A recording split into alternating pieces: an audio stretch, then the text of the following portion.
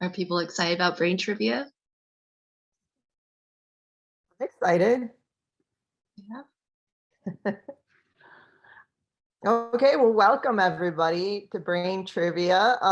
My name is Dr. Andrea Nicholas, and I'm from the University of California, Irvine. I'm a teaching professor in the Department of Neurobiology and Behavior, and I'm really excited to be hosting this today with you with my colleague, Dr. Audrey Chen Lew. Yeah, so I'm also at the University of California in Irvine, and I'm really interested in core concepts in neuroscience. So rather than just like all the different facts that we know about, what are the core concepts that are bridging these facts, and really excited just to introduce neuroscience to people who are interested in how it relates to legal, societal implications. So I'm really excited to share some of the brain trivia that BrainFacts.org from SFN has put together. Good luck. Here we Yeah. go. Okay, go ahead. Yeah, let me share a couple of the rules for today. So as you already realized, you're on this watch and listen mode. So that means that we can talk to you, but the way that you'll talk back to us is actually through the question and answer. So at the bottom of your screen, you'll see Q&A as well as chat. And what you'll want to go to is the Q&A box, and you can type in your questions there. And if we have time, we'll try to answer some of those questions in the Q&A box. This is watch on demand, so you can watch this later on. Okay, question number 1. Here we go. How many lobes are in the cerebral cortex? Is it A, 2, B, 3, C, 4, or D, 5?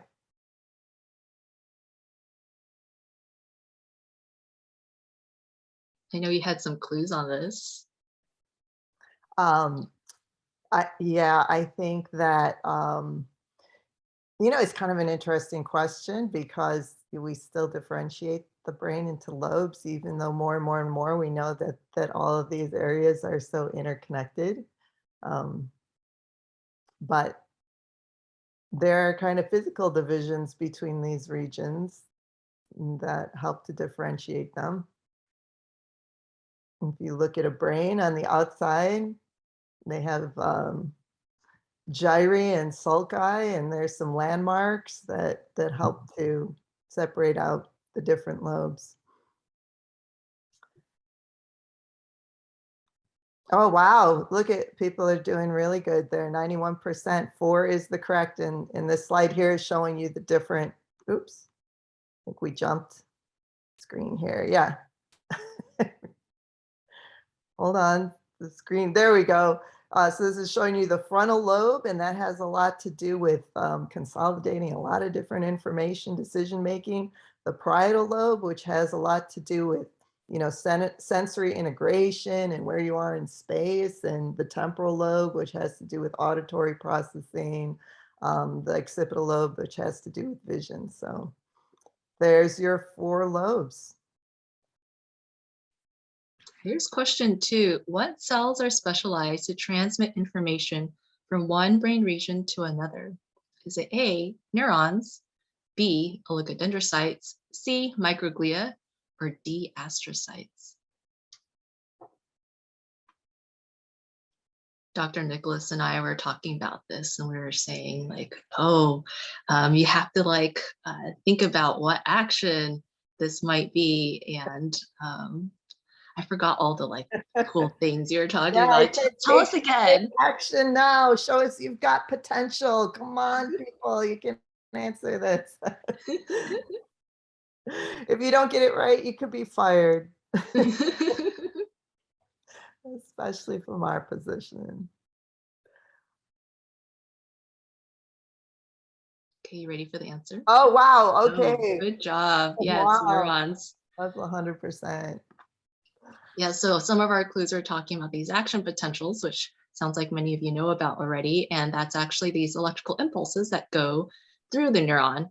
One common misperception that sometimes people have, but maybe none of the people on the webinar, are actually that some people think action potentials go between neurons. So it's not between neurons, it's just within a neuron. Yeah, great job. We're just talking about stuff you already know about. So let's go on to the next question.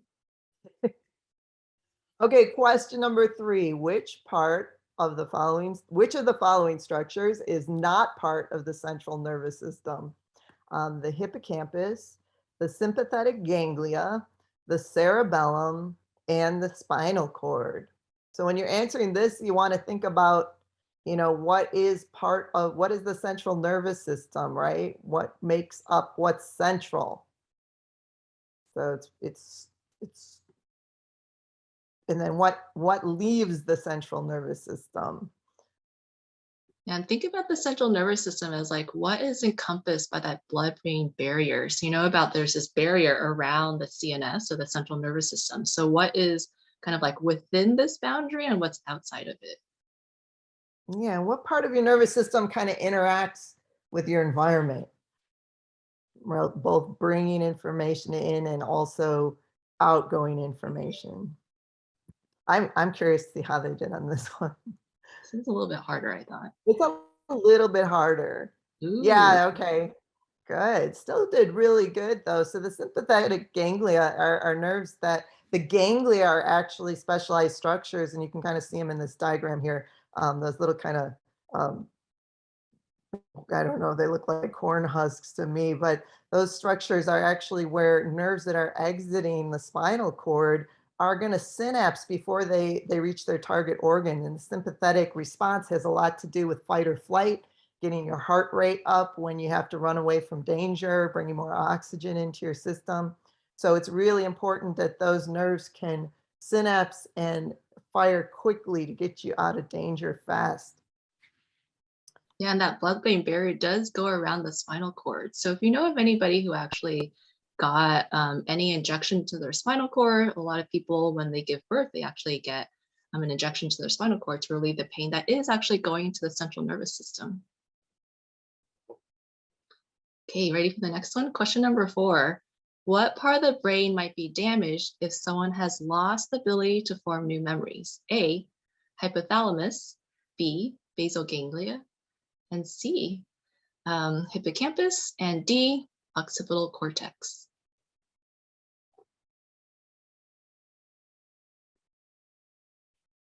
Dr. Nicholas, have you Yeah. ever thought about people or met people who have lost their memory? Yeah, we were just talking about this, and I think you're talking about patient HM. It was a pretty famous patient that lost his hippocampus actually from a surgery where doctors were trying to cure his epilepsy. And they took out his hippocampus and part of that area around the hippocampus. And then what happened? So we lost not just the hippocampus, but a little part of the area around the temporal medial lobe, medial temporal lobe. That's okay. Great job, everybody.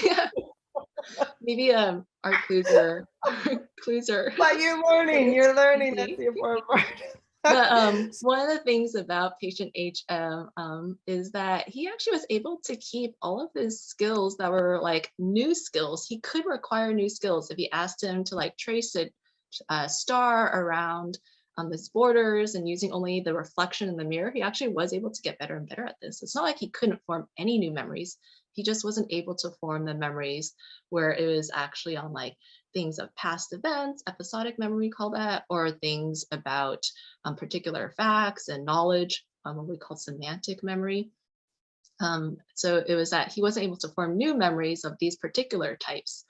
He had some actual retroactive memory loss, but it was primarily on the parts just a little bit before his surgery. And then as time went on, it's just worse and worse, meaning like further away, even further in his past history. That was when you could tell that he did not have those intact and didn't have those that loss. Sorry, let's go on to the next question.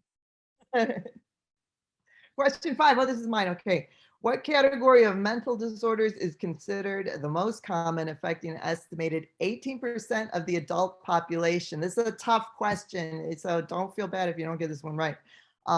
Eating disorders for A, B, anxiety disorders, C, mood disorders, or D, dementia.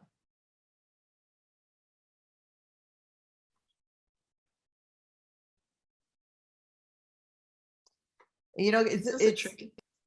one of those disorders that it's just increasing all the time. It just seems like the rates just are always going up. Um, Especially in places where we kind of have a cushy lifestyle. It's interesting. This is a tricky one. It So is what you want to tricky. focus on is what are things where it's focused primarily on like the physical attributes. Okay, I think we're ending that poll.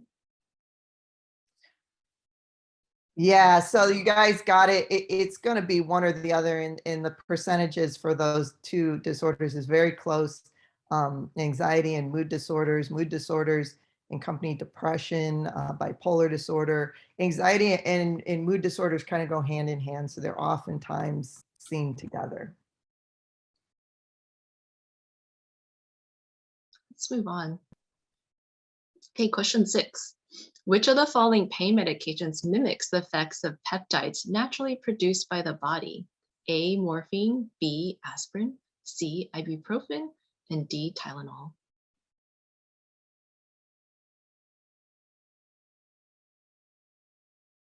So these are kind of representing different classes of pain medications, and I see two classes represented here.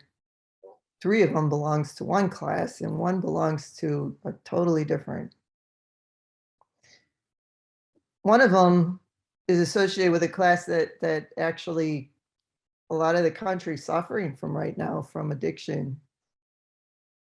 So you have the choice. Okay, let's see the answers. Yeah, great Yeah. job. So the ones that are all grouped together, aspirin, ibuprofen, and Tylenol, those are the NSAIDs that Dr. Nicholas was talking about. Morphine, these actually mimic your endogenous opioids. So we actually do have opioids in our body, and enkephalin and endorphins. And I really like the story that you actually gave Dr. Nicholas. Do you want to talk about like if you're like running away from a predator, like why would we have endorphins and Oh enkephalin? yeah, these endorphins are released a lot of times, you know, during exercise and stuff like that. But times when your sympathetic nervous system is up or your cortisol levels are up. But it's really they're there for when if you're running for your life away from a predator and or you're running from a bad guy and someone hits you, you don't stop. You don't stop and go, ouch, that really hurt, because then that's it. You're in a tough spot. So it's really there to, take care of the pain that you might feel in a life or death situation so that you just keep going, going, going. The endogenous form, not morphine. Morphine's there for surgery, things like that. Okay, question 7. Which of the following types of cells receives information from the external world and conveys it to the central nervous system? We have A, sensory neurons, B, photoreceptors, C, hair cells, and D, all of the above.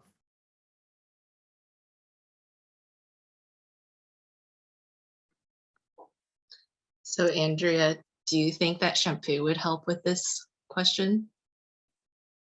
Shampoo, I don't think would help with this question, though. What What? about if somebody got a new light bulb? Would this help? Maybe, you know, Maybe. I if they got a new light bulb, maybe. I mean, I think that there's a lot of ways to think about this in terms of how you interact with your environment and thinking about what comes in from your environment, what kind of information is I have to be so careful because I'm gonna give away the answer again. I'm trying to talk about it. Okay, it's good. All of the above is correct. Um, these are all nerves or neurons that are bringing information into the central nervous system from the environment. So your sensory neurons, your photoreceptors bringing in information about light and what you're seeing. Your hair cells. Audrey, you want to talk about hair cells? Yeah. So hair cells are actually not the cells in your actual hair. They're actually hair cells that are in your cochlea, and they're responsible for sensing sound waves. So sound waves, they're not like a particle that goes up and down. It's actually talking about like the density of air. And that actually is causing these little appendages on these cells to actually move. And so when they get these sound waves, it actually does move these little appendages on these cells. They're called hair cells, I think, because they look like these cells have hair on them. And so when they get deflected, that's actually when we get some hyperpolarization or depolarization. That's actually how we communicate, how these cells communicate with the next neuron. Say, yes, we did hear a particular frequency of sound. They're actually placed on different parts of the cochlea. So like if it was placed on one end of the cochlea, it's going to be like higher frequencies is when it's most optimally activated. On other ends, it's going to be most activated by lower frequencies. And so we have a mixture, like any sound, musicians know this, it's not just a pure tone. Usually it's like actually multiple frequencies. So we are activating multiple hair cells at the same time when you hear sounds, and that sends on information into our brain. Yeah, so in case you had questions about hair cells.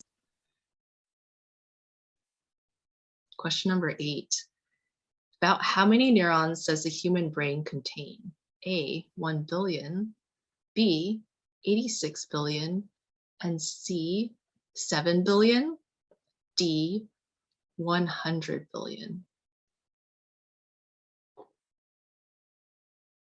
What do people think? Are there more brains or more neurons in brains or more stars in the Milky Way?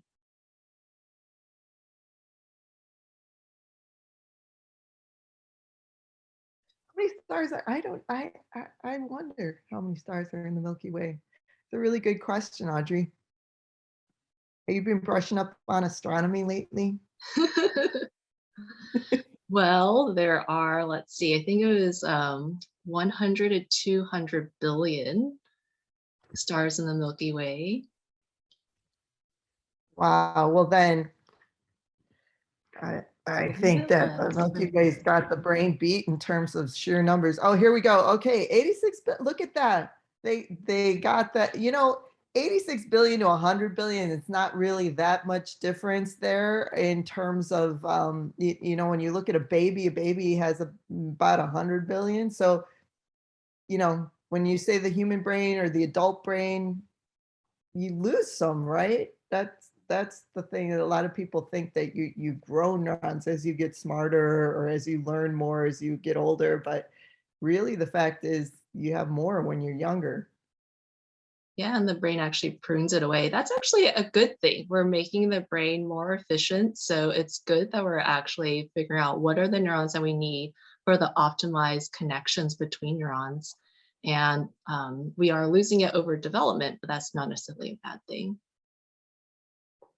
I looked up population stats for this, and I found out there are about 40 billion people in the state of California. We're both in the state of California. So there's actually twice as many people compared to all the people in the state of California. Okay, let's move on. Okay, question number 9. Which neurotransmitter is involved in the brain's reward system?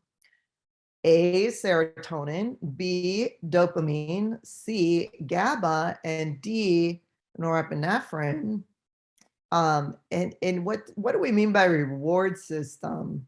Our reward system is, it's kind of, it has evolved to help us to highlight or kind of pay closer attention to things, experiences that help us survive.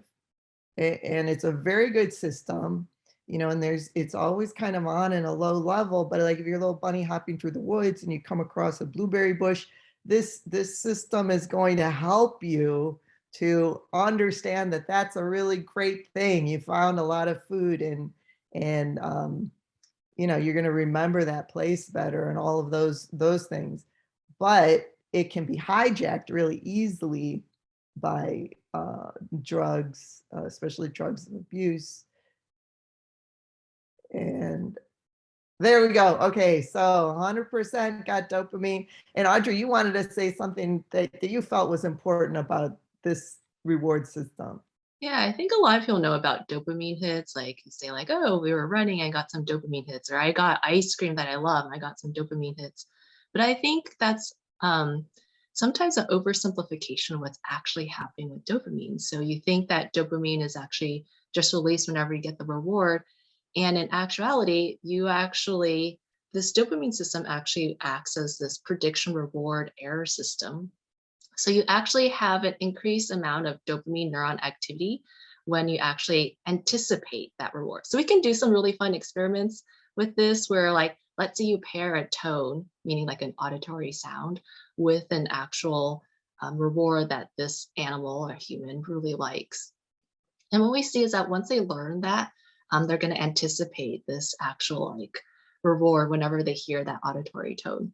And what we see is that there's an increase in dopamine neuron activity when you actually get that auditory tone. And it's not actually when the reward itself is delivered. So it's the anticipation of it. The other thing that you see is that when that reward does not happen, so let's say you give the cue, it's going to happen, but then the reward does not happen, we actually see a decrease in dopamine neuron activity. This is basically one of the ways that our brain is actually saying like, hey, this is when we expect something, and this is when our expectations are lowered. So it's not quite like the dopamine hit thing that people usually talk about. You ready for the last question? Oh my God, What we're here already. Wow. what was that? I said we're here already. I can't believe it's over. It's ending. Okay, go I ahead. know. Okay. Question number 10. What part of the brain controls rational and logical decision making? A, prefrontal cortex, B, hypothalamus, C, amygdala, and D, cingulate cortex.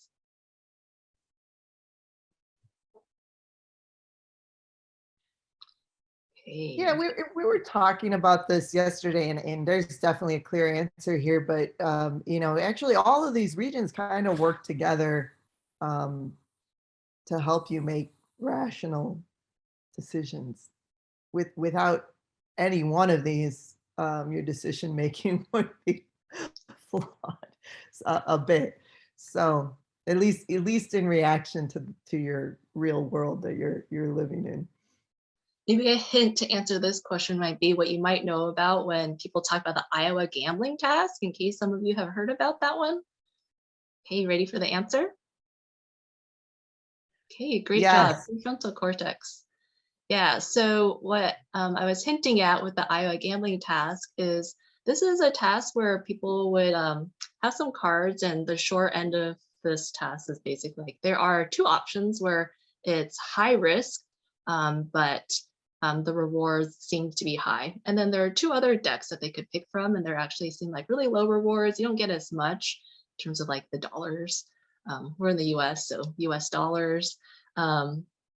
And you also would have lower risk for these. And what we find out is people with damage in the ventral medial prefrontal cortex are ones who actually aren't able to actually make these kind of decisions that think about the net benefit, considering the gains and the risks. And so that's how we primarily talk about the prefrontal cortex. Many of you might heard of Phineas Gage.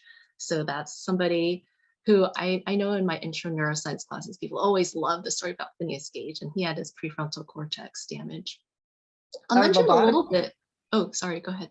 I was going to say also lobotomy damages that prefrontal cortex. So I mean, you could Yeah, have damage to the prefrontal cortex and you can still go through your life, but you not as richly. yeah. So some people might know about lobotomies too, right? That sever the connection between the thalamus and the frontal cortex. And so they're not able to actually like integrate like the thalamus, which is involved with sensory information, with the things that they're trying to use the prefrontal cortex for. And typically talk about like executive decision making in the prefrontal cortex. So you'll learn a lot in your classes about like, oh, okay, so executive decision making, I'm just going to associate that with different parts of the prefrontal cortex. Yeah, everything is Well, we don't want connected to to leave. another. Yeah, we can talk a little about Just keep Wernicke's talking. area and Broca's area if you want to talk about that. I think those are fascinating. Um, did you want to start, or should I start with Broca and Wernicke's? You go ahead. What you're talking about Broca's and Wernicke's? Is that kind of the question? It's not a question, or somebody mentioned a little bit about it in the chat. And since we have time, we Yeah. could talk about that.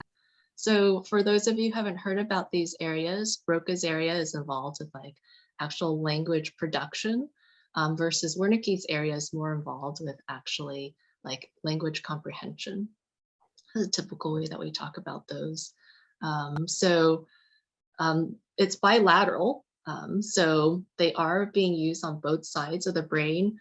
And for most people, it's both. It's not just like right dominant or left dominant people. You're using both sides of your brain for that. Yeah, does anybody else have any questions? Or Andrea, did you want to add anything?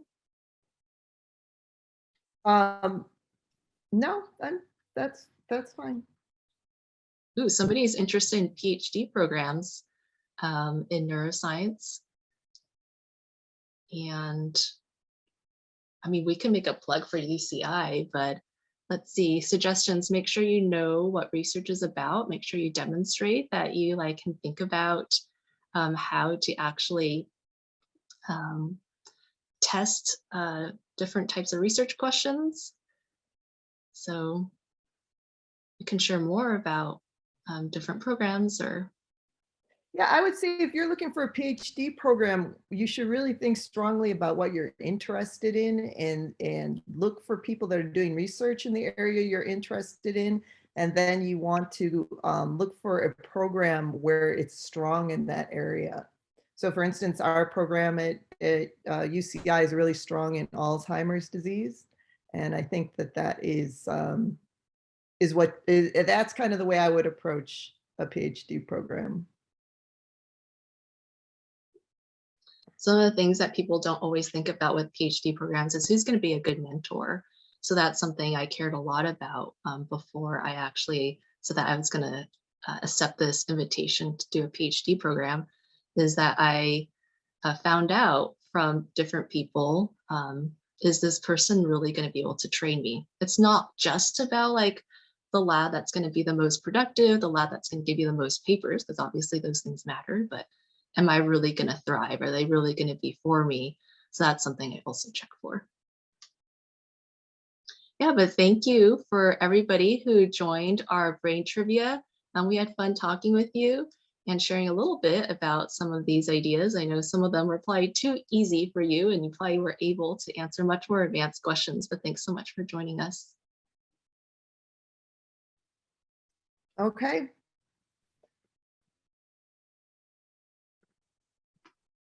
Thank you for attending. We'll see you all later.